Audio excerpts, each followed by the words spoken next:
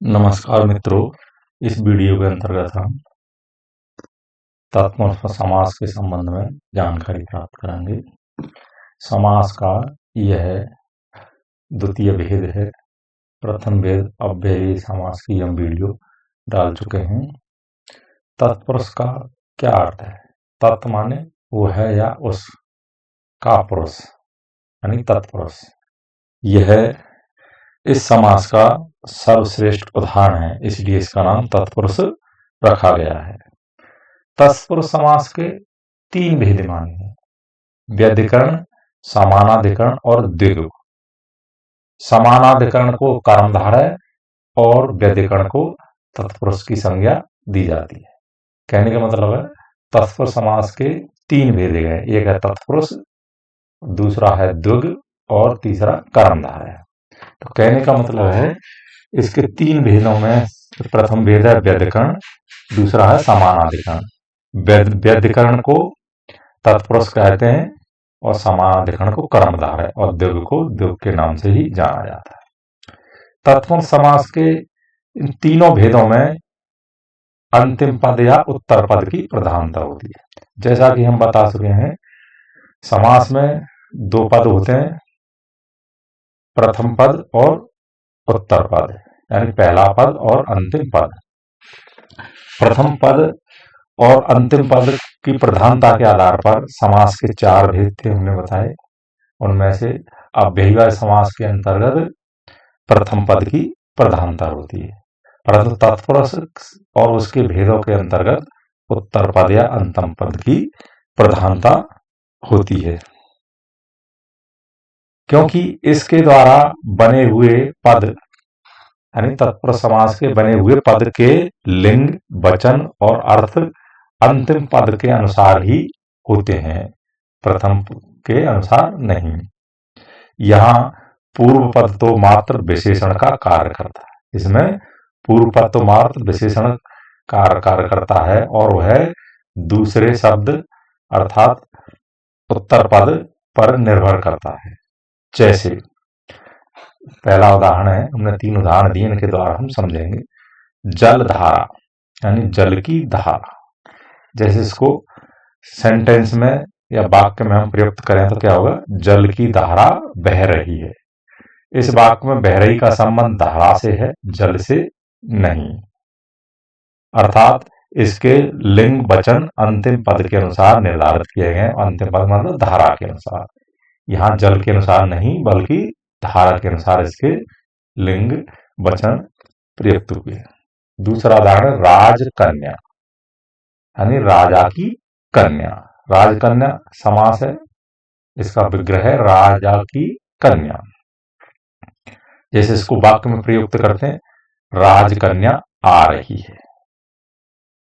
यहां दूसरे पद यानी कन्या ही प्रधान है, क्योंकि समास इसके द्वारा बने हुए इन पदों के इस पद के लिंग, वचन और अर्थ यानी कन्या के अनुसार ही है। कन्या आ रही है, राजा नहीं। ऐसे ही अगला तीसरा उदाहरण है राहा खर्च। इसका विग्रह राहा के लिए खर्च। इस पद में भी खर्च ही प्रधान है, क्योंकि इसके द्वारा बने पद के लिंग, वचन और अर्थ खर्च के अनुसार ही प्रयुक्त हुए हैं। जैसे खर्च बढ़ गया है, रहा नहीं बढ़, खर्च बढ़ गया है। तो कहने का मतलब है तत्पुरुष समास में इसका जो लिंग, वचन होते हैं वो अंतिम पद के अनुसार ही होते हैं, अर्थात इसमें अंतिम पद की या उत्तर पद की प्रधानता होती है, उत्तर पद ही प्रधान होता है। आगे देखते हैं हम तत्पुरुष समास को विभक्ति तत्पुरुष भी कहा जाता है, क्योंकि इसमें कारक की कोई ना कोई विभक्ति या विभक्ति चिन्ह अवश्य प्रयुक्त होता है। केवल ने अर्थात कर्ता कारक को छोड़कर के कोई ना कोई विभक्ति चिन्ह यहाँ प्रयुक्त होता है। विभक्तियों के लोप हो जाने या हट जाने पर ही यह समास बनता है। यानी समास के इसमें या विग्रह में विभक्ति चिन्ह का प्रयोग किसी न किसी का होता है। विभक्ति चिन्ह का लोप हो जाने पर ही यह समास बनता है। इस दृष्टि से इस समास की रचना या बनावट दो प्रकार से होती है। जैसे देखते हैं समीकरण के द्वारा, ट्रिक्स के द्वारा। पहली है संज्ञा प्लस विभक्ति प्लस संज्ञा, यानी पूर्व पद संज्ञा होगा, फिर विभक्ति होगी, फिर उत्तर पद संज्ञा होगा। जैसे राजा का दरबार, यहां राजा भी संज्ञा है, का विभक्ति है और दरबार भी संज्ञा है। इसका समास बनेगा राज दरबार। ऐसे ही दूसरा है संज्ञा प्लस विभक्ति प्लस विशेषण, यानी पूर्व पद संज्ञा होगा और उसमें बीच में विभक्ति आएगी और फिर उत्तर पद होगा, वो क्या सा हो, विशेषण होगा। जैसे विद्या में प्रवीण, यहाँ विद्या संज्ञा है, में विभक्ति चिन्ह है और प्रवीण विशेषण है। अतः विभक्तियों के आधार पर तत्पर समास के भिन्न भिन्न उपभेद हो जाते हैं। इनको इस आधार पर समझ सकते हैं। जैसे पहला है कर्म तत्पुरुष। कर्म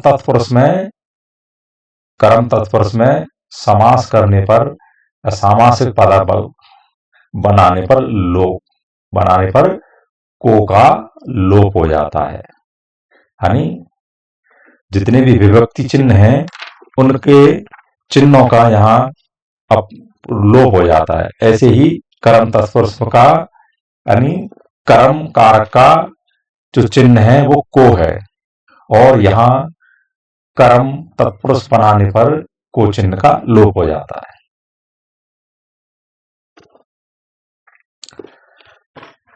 तो इसके उदाहरण जैसे कान को काटने वाला, यानी को यहां पर क्या है, कान को काटने वाला, कर्म का कारक का चिन्ह है। तो कान को काटने वाला अर्थात कनकटा। ग्रह यानी गांठ को काटने वाला ग्रह कट। चिड़ियों को मारने वाला चिड़ी मार। तिल को कूट कर बनाया हुआ तिलकुटा। परलोक को गमन परलोक गमन। माखन को चुराने वाला माखन चोर। शरण को आया हुआ शरणागत। स्वर्ग को गया हुआ स्वर्गगत। गगन को चूमने वाला गगन चुम्मी। ग्रह को आया हुआ ग्रहागत। जेब को कतरने वाला जेब कतरा। तेल को चाटने वाला तिलचट्टा। मत को देने वाला मतदाता। यश को प्राप्त यश प्राप्त। सुख को देने वाला सुखदाता। स्वर्ग को जाने वाला स्वर्ग प्राप्त। तो ये हमने काफी उदाहरण देखे कर्म तत्पुरुष के। अब है तीसरा कर्ण तत्पुरुष। कर्ण तत्पुरुष के यानी कर्ण कारक के चिन्ह हैं से, के द्वारा, के जरिए, के कारण। तो इस कर्ण तत्पुरुष समास में से, के द्वारा आदि का लोप हो जाता है। जैसे उदाहरण अकाल से पीड़ित अकाल पीड़ित। आंसुओं से पूरित अश्रु पूरित। ईश्वर द्वारा प्रदान किया हुआ ईश्वर प्रदत्त। तुलसी द्वारा बनाया हुआ या कृत तुलसी कृत। मद से मस्त मद मस्त। मन से गढ़ा हुआ मन घनंद। मुंह से मांगा हुआ मुंह मांगा। शोक से आकुल शोकाकुल। अनुभव से जन्य अनुभव जन्य। ईश्वर द्वारा दिया हुआ ईश्वर दत्त। गुणों से युक्त गुण युक्त। मद से अंधा मदांध। मद से ग्रस्त मदग्रस्त। मन से माना मन माना। रस से भरी हुई रस भरी। हाथ से लिखी हुई हस्त लिखी। ये कर्ण तत्पुरुष के कुछ उदाहरण थे। तीसरा भेद है तत्पुरुष का संप्रदान तत्पुरुष। संप्रदान कारक का के चिन्ह है के लिए, के निमित्त आदि।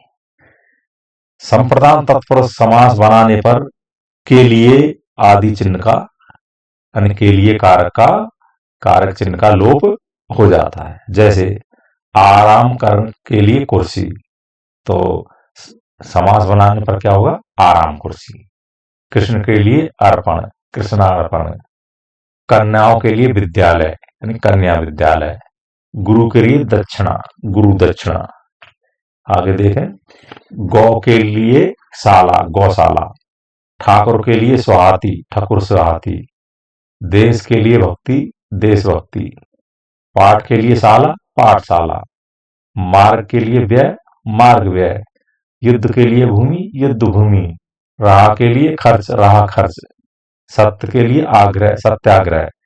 हवन के लिए सामग्री, हवन सामग्री। जेब के लिए घड़ी, जेब घड़ी। देवता के लिए उपहार, देवोपहार। पशु के लिए बलि, पशु बलि। भूतों के लिए बलि, भूत बलि। यज्ञ के लिए शाला, यज्ञशाला। रसोई के लिए घर, रसोई घर। रेल के लिए भाड़ा, रेल भाड़ा। स्वदेश के लिए प्रेम, स्वदेश प्रेम। हाथ के लिए कड़ी या जंजीर या हथकड़ी। इस प्रकार यहाँ इसके उदाहरण थे। चौथा है अपादान तत्पुरुष। अपादान कार का चिन्ह है से है पृथक या अलग के अर्थ में।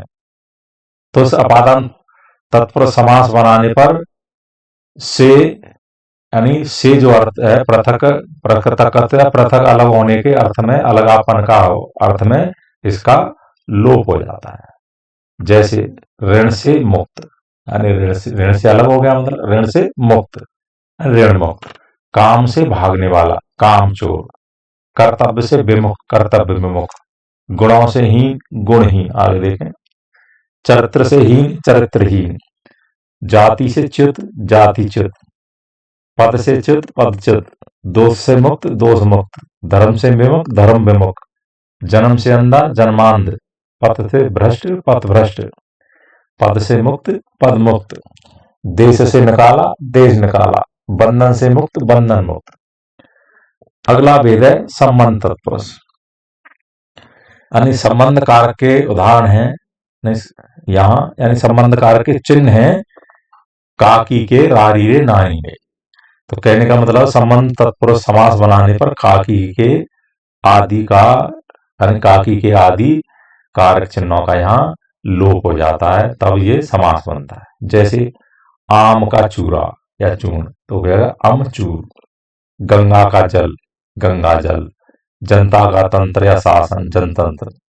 देश का वासी, देशवासी। पर के अधीन, पराधीन। पानी का घाट, पनघट। ऋषि की कन्या, ऋषि कन्या। घर का द्वार, घर द्वार। जल की धारा, जलधारा। नगर का सेठ, नगर सेठ। पर या दूसरों की निंदा, पर निंदा।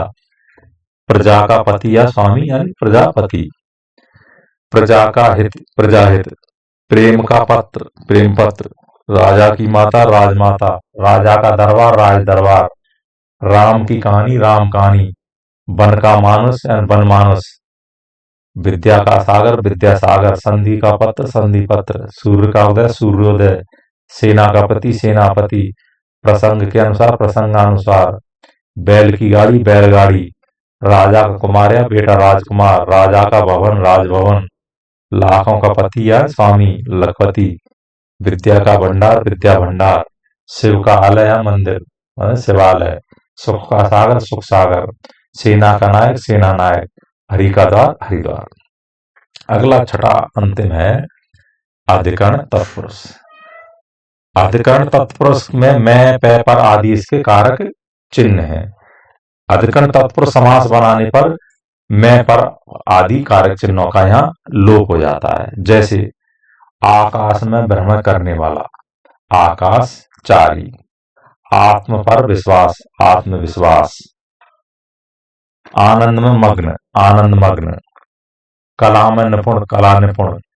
कार्य में रत या लगा हुआ, कार्यरत। घोड़े पर सवार, घुड़सवार।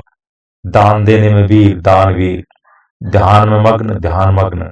मोह में अंधा, मोहांध। वन में बास, वनवास।